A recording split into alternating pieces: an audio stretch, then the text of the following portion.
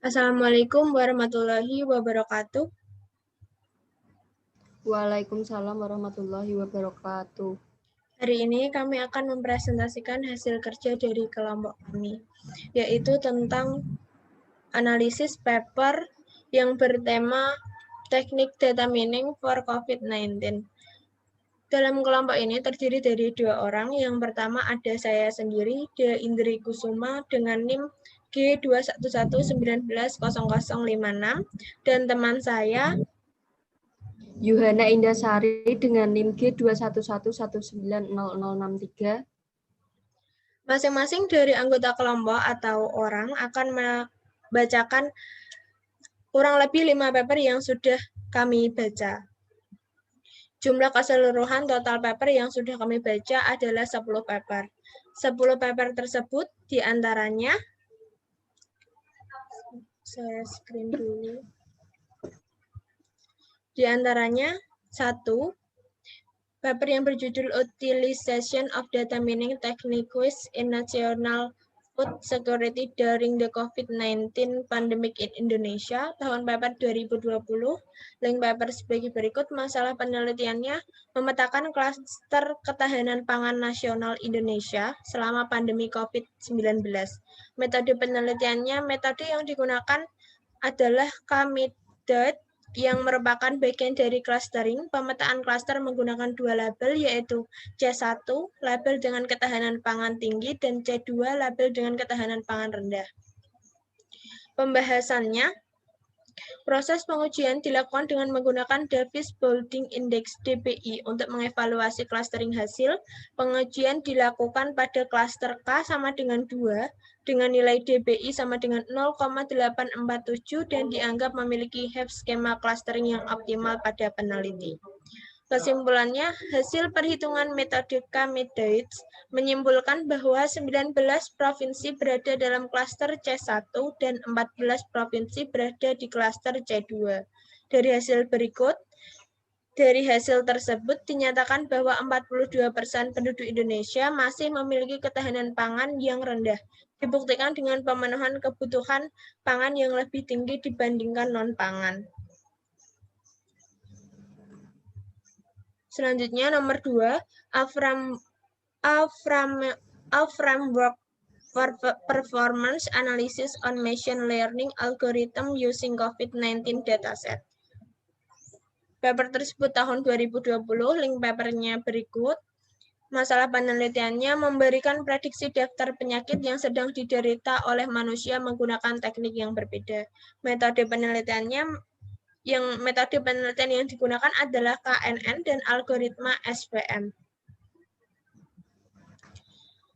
Untuk pembahasannya, akurasi set tes pasangan, set tes prediksi, dan training dataset adalah yang terbaik dengan random forest classifier dan klasifikasi pohon keputusan. Label kelas sangat penting untuk memeriksa data uji. Parameter line root, mean square error, Dekanic-Bord classifier, algorithm, dan support vector classifier adalah algoritma yang tinggi. Jadi kinerjanya algoritma random forest classifier lebih baik dibandingkan dengan 3 classifier lainnya. Kesimpulannya, kinerja dari setiap algoritma tergantung pada jenis algoritma dan jumlah atribut dalam algoritma untuk dataset COVID-19. Algoritma Random Forest Classifier menghasilkan akurasi yang lebih tinggi daripada 3 algoritma pengklasifikasi lainnya. Untuk nomor 3, Predictive Data Mining Model for Novel Coronavirus COVID-19 Infected Patient Recovery. Tanggal dan tahun papernya 21 Juni 2020. Link papernya sebagai berikut. Masalah penelitiannya, solusi yang lebih cepat dan lebih cepat untuk menahan dan mengatasi penyebaran COVID-19 lebih lanjut di seluruh dunia dengan bantuan pendekatan non-klinis seperti pendekatan penambangan data, kecerdasan tambahan, dan lainnya. Teknik kecerdasan buatan untuk mengurangi beban besar pada sistem perawatan kesehatan kesehatan sambil memberikan yang terbaik sarana untuk diagnosis pasien dan prognosis pandemi 2019 nCoV secara efektif. Metode penelitian yang digunakan adalah pohon keputusan mesin vektor pendukung, naive Bayes, regresi logistik, hutan acak, dan K terdekat algoritma tetangga diterapkan langsung pada dataset menggunakan bahasa pemrograman Python untuk mengembangkan model. Pembahasannya, model memprediksi jumlah hari minimum dan maksimum bagi pasien COVID-19 untuk pulih dari virus. Kelompok usia pasien yang berisiko tinggi untuk tidak sembuh dari pandemi COVID-19, mereka yang kemungkinan besar akan sembuh, dan mereka yang semoga cepat pulih dari pandemi COVID-19. Kesimpulannya, hasil penelitian ini menunjukkan bahwa model dikembangkan dengan algoritma data mining pohon keputusan lebih efisien untuk memprediksi kemungkinan pemulihan yang terinfeksi pasien pandemi COVID-19 dengan akurasi keseluruhan 99,85% yang merupakan model terbaik yang dikembangkan di antara model yang dikembangkan dengan algoritma lain, termasuk mesin vektor, dukungan naive Bayes, regresi logistik, acak logis, hutan, dan K tetangga terdekat. Untuk nomor selanjutnya, judul paper A Single Round Smart Polling Technique for COVID-19 Testing. Tahun paper 2 Mei 2020. Link paper sebagai berikut. Masalah penelitiannya, skema polling untuk menguji banyak sampel hanya dengan menggunakan beberapa tes. Metode penelitiannya menggunakan metode ekstraksi RNA virus diikuti oleh RT-PCR amplifikasi wilayah yang dilestarikan dari genom virus. Throughput dan kapasitas untuk pengujian tersebut sangat terbatas. Pembahasannya, tes diagnostik molekuler yang mendasari setiap panel diagnostik RT-PCR waktu nyata yang disetujui untuk mendeteksi virus SARS-CoV-2 dalam kasus di mana sebagian besar sampel negatif untuk virus. Tapestry secara akurat mengidentifikasi status setiap individu sampel dengan satu putaran pengujian. Dalam pengujian yang lebih sedikit daripada pengumpulan 2 putaran sederhana, terdapat aplikasi Android pendamping PYOM Smart Testing yang memandu pengguna melalui langkah-langkah pemilihan diperlukan untuk melakukan penggabungan kombinatorial. Kesimpulannya, hasil tes yang dikumpulkan dapat dimasukkan ke dalam aplikasi untuk memulihkan status perkiraan viral load untuk setiap sampel individu. Untuk nomor selanjutnya, nomor 5, Automate Detection and Forecasting of COVID-19. Tahun papernya 27 Juli 2020. Link papernya sebagai berikut. Masalah penelitiannya, penerapan teknik DL untuk diagnostik COVID-19 dan segmentasi otomatis paru-paru dibahas berkonsentrasi pada karya yang menggunakan X-ray dan CT gambar-gambar. Metodologi yang digunakan adalah metodologi kecerdasan buatan atau AI, dapat digunakan untuk mendapatkan kinerja yang tinggi dan konsisten antara metodologi AI, jaringan pembelajaran mendalam atau DL, memiliki dan mendapatkan banyak popularitas dibandingkan dengan mesin tradisional metode pembelajaran ML. Pembahasannya, hasil PCR menunjukkan jenis penyakit paru-paru seperti tuberkulosis paru, bukan COVID-19. Di dalam studi tinjauan komprehensif dari studi dicapai diagnosis COVID-19 dilakukan menggunakan jaringan DL. Itu database publik yang tersedia untuk mendiagnostik dan memprediksi COVID-19.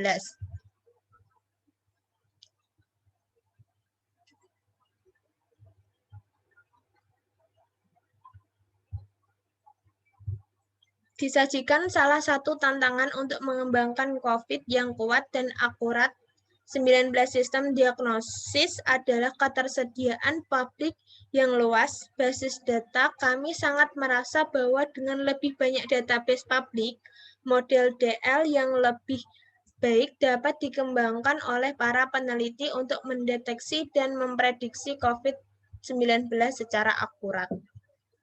Kesimpulannya, model dapat membantu meningkatkan kinerja diagnosis dan ramalan. Fitur yang diekstraksi dari model ML dan DL dapat digabungkan untuk mengembangkan model yang akurat. Selain itu, mengembangkan model segmentasi yang akurat merupakan tantangan karena melibatkan penggambaran paru-paru oleh para ahli. Memiliki kebenaran dasar yang akurat adalah tantangan lainnya. Untuk paper selanjutnya akan dibacakan oleh Mbak Yuhana Indasari. Silahkan Mbak, waktu dan tempat saya sediakan. Untuk selanjutnya yaitu Prediction of COVID-19 Spread by Using Supervised Data Mining Technique. Tahun papernya yaitu 2021 dengan link sebagai berikut dengan masalah pengkajian terkait masalah penyebaran COVID di Kota Basra dengan menerapkan 3 pengawasan algoritma DM untuk memprediksi pencegahan COVID-19. Kemudian metodenya yaitu menggunakan teknik DM dengan 3 algoritma yaitu Naive Bayes, Multiplier Perceptron, dan G48 pada data yang dianalisis. Pembahasannya, strategi penting harus dipelajari dan diidentifikasi untuk mencegah dan mengendalikan penyebaran penyakit coronavirus COVID-19 2019. Pada model ini, tingkat pengklasifikasi Naive Bayes, Multiplier Perceptron, dan G48 tergantung pada kuesioner yang diisi oleh responden Basra City. Pertanyaan dengan mencakup bidang yang terkait dengan yang mempengaruhi pencegahan penyebaran COVID-19, termasuk demografi, psikologis, manajemen kesehatan, kognitif, kesadaran, dan pencegahan faktor. Kesimpulannya yaitu masalah penyebaran COVID-19 di Kota Basra dikaji dengan menerapkan 3 pengawasan algoritma DM untuk memprediksi pencegahan penyebaran COVID-19. Hasilnya menunjukkan bahwa pengklasifikasian G48 menggunakan metode NB dan MLP. Penelitian ini didasarkan pada kuesioner yang diisi oleh responden dari Kota Basra dan DM teknik yang diterapkan setelah data dikumpulkan. Kemudian paper selanjutnya yaitu COVID-19 Prediction Classifier Model Using Hybrid Algorithm in Data Mining.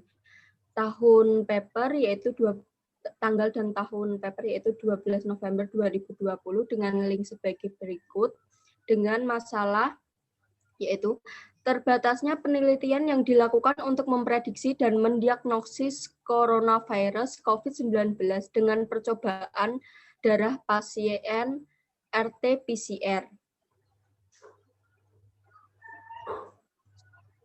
Dengan metode, studi ini mengusulkan kombinasi dari hutan acak,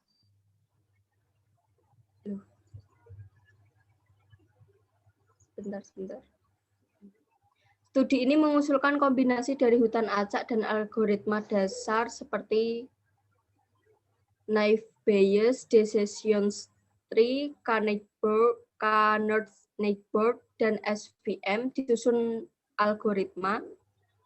Dataset pasien COVID-19 adalah dibagi menjadi dataset pelatihan dan pengujian pemanfaatan 10-fold course validation. Penelitian ini menyajikan model hibrid dari data mining dasar dan algoritma hibrid. Pengklasifikasian dasar hibrida di mana model umum dapat digunakan untuk memberikan diagnosis dengan lebih tinggi presisi daripada pengklasifikasi. Penelitian ini menggunakan pengklasifikasian susun yang terdiri dari Bayes algorithm, termasuk Bayes sederhana, pohon keputusan, mesin vektor cadangan lingkungan, untuk sebagian besar menggunakan algoritma Charles-Jungle di bagian stack dan memperoleh akurasi 86,5% untuk diagnosa COVID. Kemudian kesimpulannya, hasilnya menunjukkan bahwa algoritma mendiagnosis pasien dengan akurasi 85,6 dan meningkatkan kinerja model dengan meningkatkan data di format standar untuk COVID-19. Kumpulan data dan tingkatkan akurasi model mencoba teknologi lain seperti jaringan saraf, algoritma genetika, dan regresi logistik. Kemudian paper yang selanjutnya yaitu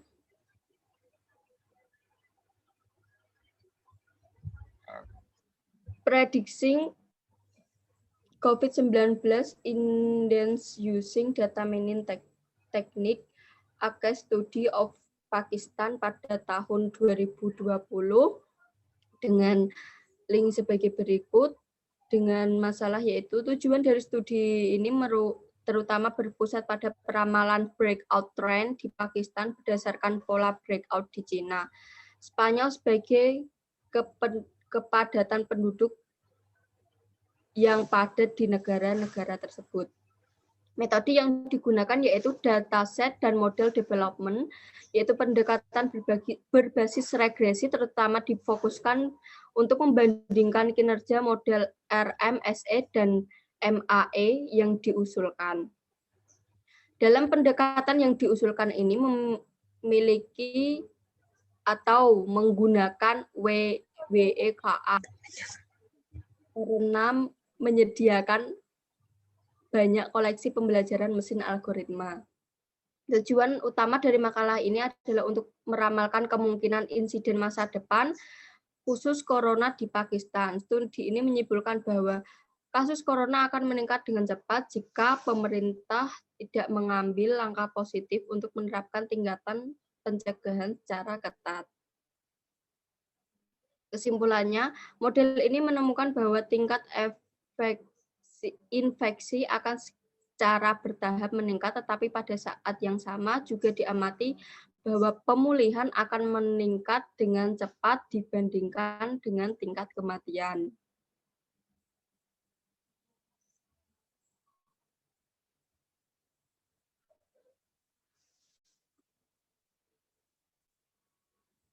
Paper yang selanjutnya yaitu nomor 9.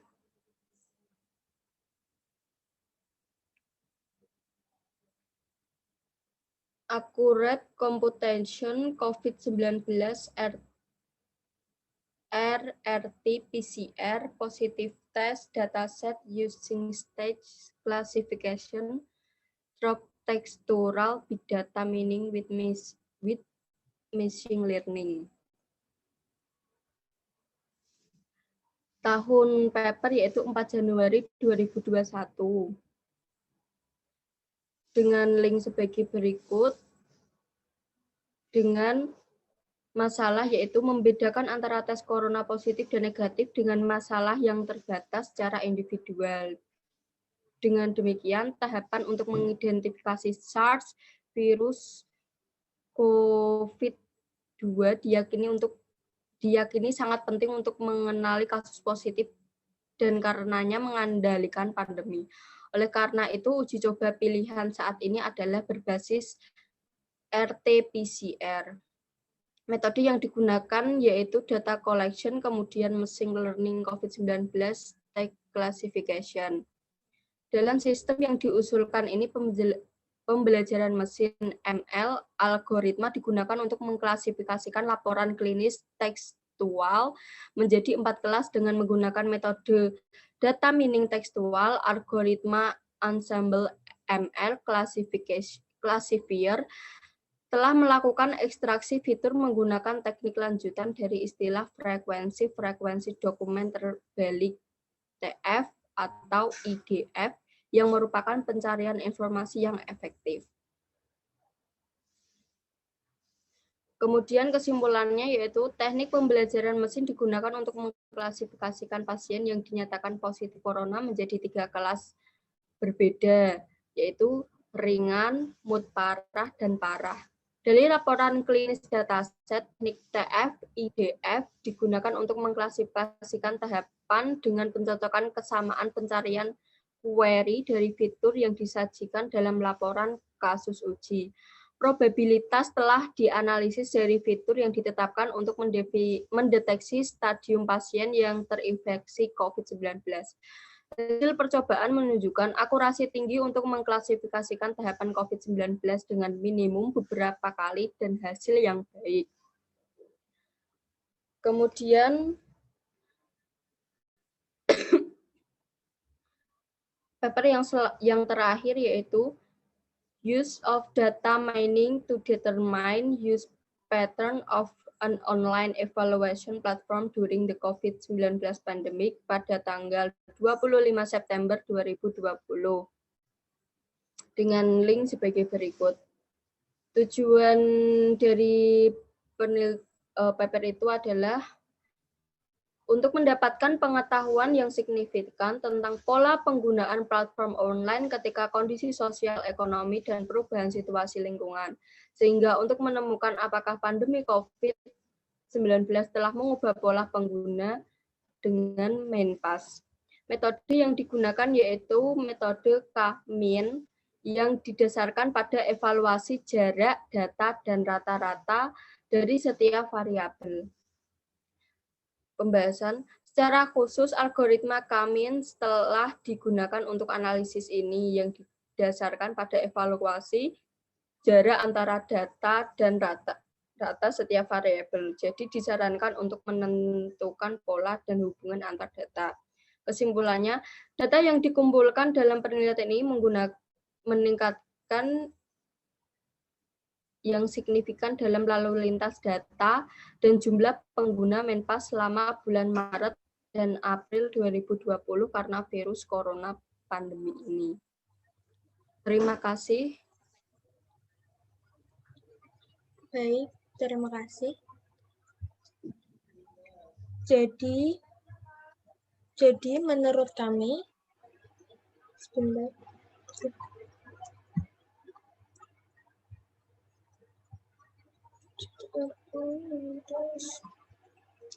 Jadi menurut kami penelitian yang dapat bermanfaat untuk saat ini atau yang bisa digunakan adalah paper yang berjudul Prediction COVID-19 Incidence Using Data Mining Technique, a Case Study of Pakistan pada tahun 2020, karena di dalam paper tersebut mempunyai metode dataset dan model development pendekatan berbasis regresi, terutama difokuskan pada membandingkan kinerja model RMSE dan MAE yang diusulkan.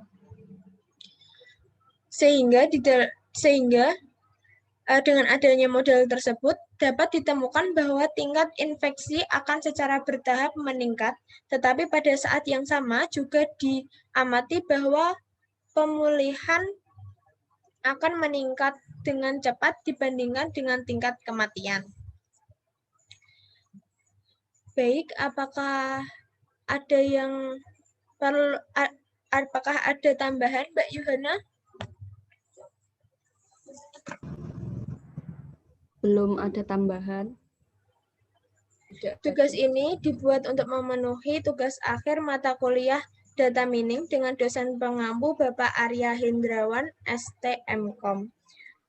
Dengan terpenuhnya tugas ini, kami berharap bisa mendapatkan nilai yang memuaskan.